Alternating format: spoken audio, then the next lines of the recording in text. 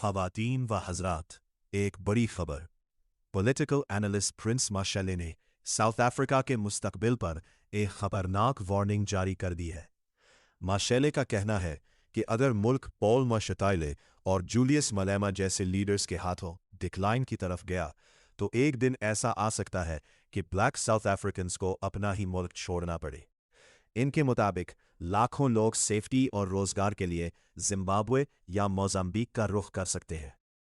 लेकिन माशेले की सबसे मुतनाज़ा बात यह थी, इनका कहना है कि पड़ोसी ममालिक साउथ अफ्रीका में होने वाले माजी के xenophobic अटैक्स नहीं भूले।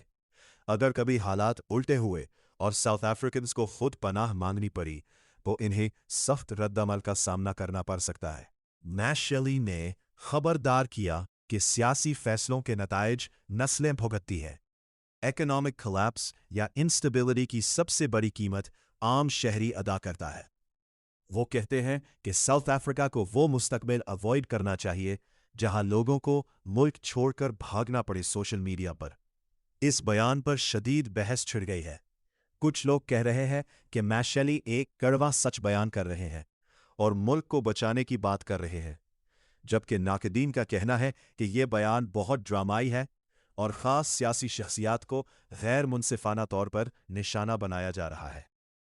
तो सवाल यह है, क्या आप प्रिंस माशेले की वार्निंग से मुत्तफिक हैं, या आपके ख्याल में उन्होंने पॉल माशेताले और जूलियस मलेमा का नाम लेकर हद पार कर दी?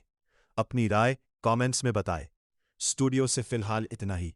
साउथ अफ्रीका वाइब्स लोगो